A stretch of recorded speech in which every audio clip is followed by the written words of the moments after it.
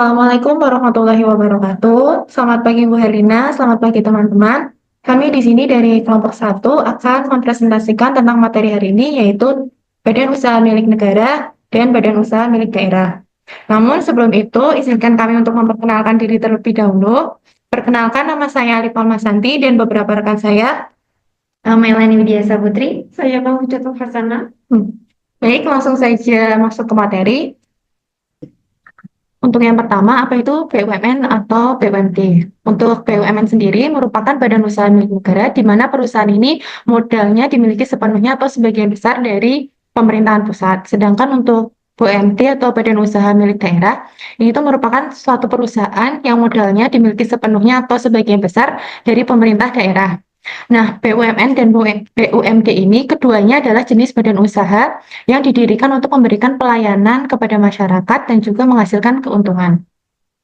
Lalu yang selanjutnya, di sini ada beberapa karakteristik BUMN dan BUMD. Nah, untuk karakteristik yang pertama yaitu kepemilikan oleh negara atau pemerintah daerah. Nah, kepemilikan oleh negara dan pemerintah daerah ini BUMN dimiliki oleh negara, sedangkan BUMD dimiliki oleh pemerintah daerah. Nah, kepemilikan ini bisa 100% atau mayoritas lebih dari 50% dari modal perusahaan. Untuk karakteristik yang kedua yaitu tujuan ganda, di mana pelayanan publik dan pencapaian keuntungan.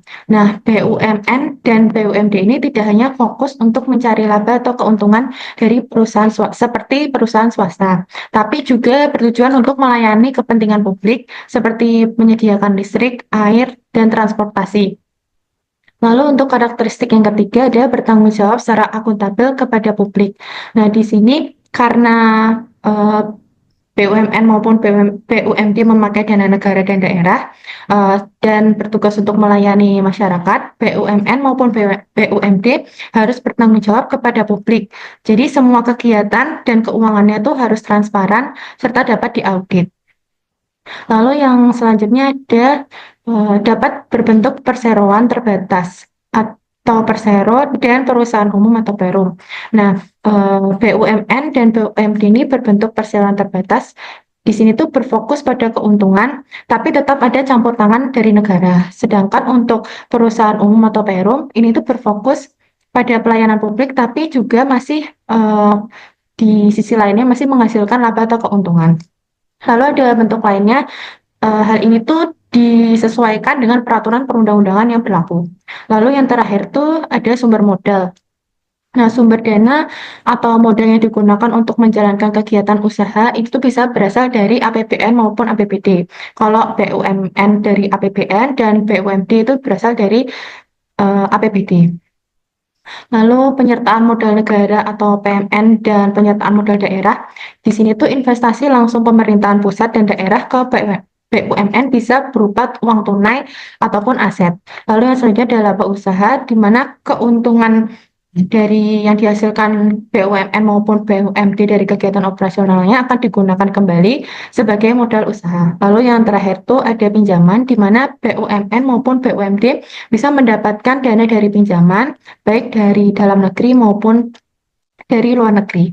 Nah, di sini ada beberapa dasar hukum, yaitu yang pertama ada UU nomor 19 tahun 2003 tentang BUMN, lalu ada Undang-Undang nomor 23 tahun 2014 tentang pemerintahan daerah, lalu yang ketiga ada Peraturan Pemerintah nomor 54 tahun 2017 tentang BUMD, lalu yang selanjutnya ada Undang-Undang nomor 17 tahun 2003 itu tentang keuangan negara, serta UU nomor 40 tahun 2007 tentang perseroan terbatas. Nah, jadi intinya BUMN dan BUMD ini merupakan alat negara atau daerah untuk memberikan layanan penting kepada masyarakat sekaligus menjadi sumber pendapatan negara ataupun daerah. Untuk yang selanjutnya ada siklus akuntansi BUMN atau BUMD akan dijelaskan oleh rekan saya. Ternyata. Jadi yang selanjutnya itu siklus akuntansi BUMN atau BUMD. Yang pertama itu ada identifikasi dan pencatatan transaksi ke jurnal umum. Jadi di sini itu maksudnya mencatat transaksi keuangan yang terjadi berdasarkan bukti transaksi seperti nota, faktur, kwitansi itu ke dalam jurnal umum. Yang kedua itu ada posisi ke buku besar. Jadi ini tuh membedakan catatan dari jurnal ke akun-akun di buku besar agar bisa dikelompokkan sesuai jenis akunnya seperti kas, piutang, utang, dan lain sebagainya. Lalu yang ketiga itu ada penyusunan neraca saldo. Nah, di sini itu maksudnya itu menjumlahkan saldo akun dalam buku besar dan menyusunnya menjadi neraca saldo untuk memastikan keseimbangan antara debit dan kreditnya. Yang keempat itu ada penyesuaian akun dan jurnal penyesuaian. Nah, ini tuh membuat jurnal penyesuaian agar akun-akunnya itu mencerminkan keadaan sebenarnya di akhir periodenya. Lalu yang kelima itu ada penyusunan laporan keuangan. Nah, jadi setelah penyesuaian, nah yang selanjutnya itu ada disusun laporan keuangan seperti neraca, laba rugi, dan arus kasnya. Yang terakhir itu ada penutupan akun dan penyusunan neraca saldo setelah penutupan. Nah, jadi di sini itu akun nominal, pendapatan, dan beban itu ditutup, lalu disusun neraca saldo pasca penutupannya untuk memastikan saldo akun itu permanen siap digunakan untuk periode berikutnya. Yang selanjutnya itu ada laporan keuangan BUMN atau BUMD. Nah, jadi itu di sini tuh kan ada jika bentuk persero itu ada laporan posisi keuangan, ada juga laporan laba rugi dan penghasilan komprehensif. Lalu ada juga laporan perubahan ekuitas, laporan arus kas dan juga catatan atas laporan keuangan. Nah, jadi yang dimaksud dengan BUMN jika BUMN atau D itu berbentuk persero itu, jadi di laporan keuangan ini tuh BUMN atau D itu wajib menyusun laporan keuangan untuk akuntabilitas dan transparansi kepada publik, terutama karena menggunakan dana negara atau daerah. Nah, bentuk laporan ini tuh sebenarnya tergantung dari struktur hukumnya dan sumber dananya. Jadi untuk yang bentuk persero ini, laporan keuangannya itu tuh mengikuti standar PSAK. Nah, jadi untuk yang tadi itu kan udah disebutin ada laporan posisi keuangan atau neraca. Nah, di sini itu menunjukkan aset, kewajiban, dan ekuitas perusahaan pada tanggal-tanggal tertentu. Lalu ada juga laporan laba rugi dan penghasilan komprehensif lainnya. Nah, ini tuh menunjukkan kinerja keuangan selama periode termasuk pendapatan, beban, laba atau rugi dan item-item komprehensif lain seperti selisih kurs atau revaluasi aset. Nah, yang selanjutnya itu ada laporan perubahan ekuitas. Nah, yang di sini tuh menjelaskan perubahan modal, laba ditahan dan kontribusi pemilik selama periodenya. Lalu yang selanjutnya ada laporan arus kas. Nah, ini tuh menampilkan arus masuk dan keluar kas yang dibagi ke dalam tiga aktivitas yaitu ada operasi, investasi, dan pendanaan. Yang terakhir itu ada catatan atas laporan keuangan atau CALK. Ini tuh berisi informasi tambahan dan penjelasan yang mendukung angka-angka dalam laporan keuangan. Lalu yang selanjutnya itu ada jika menerima dari APBN atau APBD, maka laporannya itu ada laporan realisasi anggaran atau LRA, ada laporan perubahan saldo anggaran lebih atau SAL, lalu ada laporan operasional, ada laporan perubahan ekuitas, neraca, dan juga CALK. Nah, di sini itu jika menerima dari APBN atau APBD itu berarti mengikuti standar SAP. Ini tuh sesuai dengan peraturan pemerintah nomor 71 tahun 2010. Nah, laporannya tadi tuh kan udah disebutin. Nah, untuk yang laporan realisasi anggaran ini LRA itu yaitu dengan membandingkan anggaran dengan realisasinya. Nah, menilai efisiensi atau efektivitas dari penggunaan anggaran itu. Lalu untuk yang laporan perubahan saldo anggaran lebih atau SAL ini itu menjelaskan perubahan sisa anggaran, surplus atau defisit. Nah, itu tuh yang dapat digunakan pada masa mendatang. Lalu untuk yang laporan operasional ini eh, menyajikan informasi tentang semua pendapatan dan beban yang diakui secara akrual. Lalu untuk yang laporan perubahan ekuitas itu menggambarkan perubahan posisi ekuitas entitas dari tahun ke tahunnya. Lalu yang selanjutnya itu ada neraca, tadi menunjukkan posisi keuangan pemerintah pada akhir periodenya. Lalu yang CALK itu tadi menjelaskan kebijakan akuntansi, rincian-rinciannya, dan informasi penting lainnya. Lalu yang selanjutnya itu kan ada standar pelaporan keuangan, ada PSAK, IAI itu untuk entitas komersial atau seperti Persero tadi itu. Nah, yang SAP itu tadi kalau misal untuk entitas menggunakan APBN atau APBD. Nah, untuk yang materi selanjutnya itu akan dijelaskan oleh rekan saya. Baik, yang selanjutnya yaitu pencatatan transaksi BUMN atau BUMD. Pencatatan transaksi ini menggunakan basis akrual dan menggunakan sistem pembukuan double entry.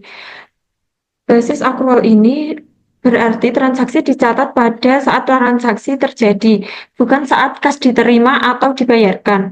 Dan untuk sistem double entry ini berarti setiap transaksi dicatat minimal di dua akun dengan jumlah debit dan kredit yang seimbang. Contoh transaksinya misalnya yaitu saat pembelian barang. Jadi pencatatannya dengan jurnal persediaan di debit dan kas di kredit dengan jumlah harus seimbang. Dan untuk contoh yang kedua yaitu saat penjualan barang. Ini dicatat dengan jurnal kas di debit dan pendapatan di kredit.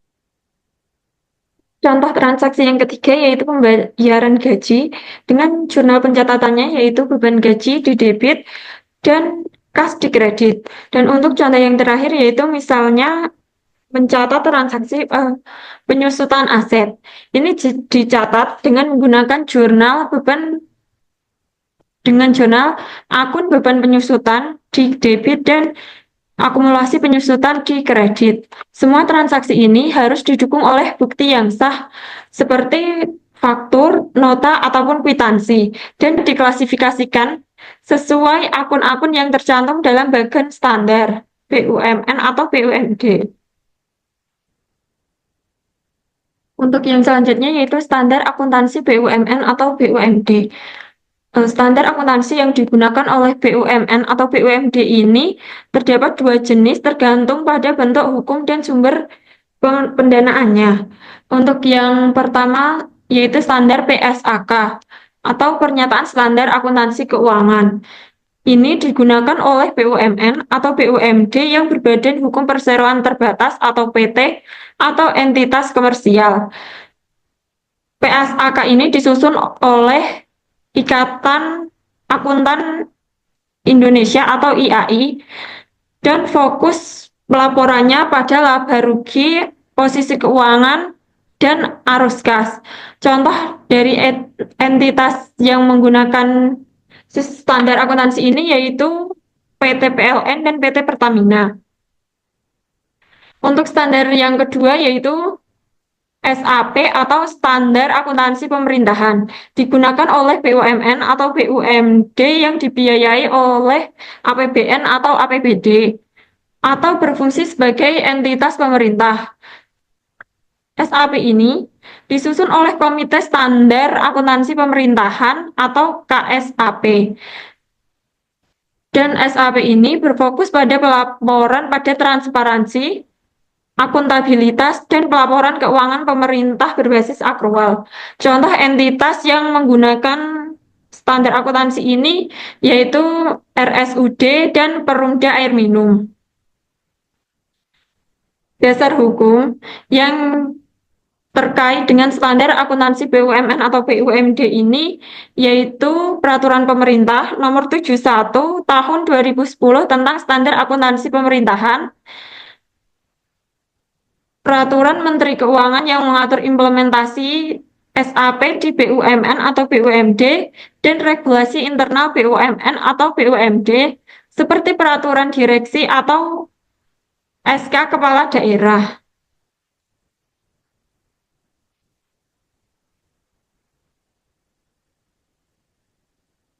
Baik, sekian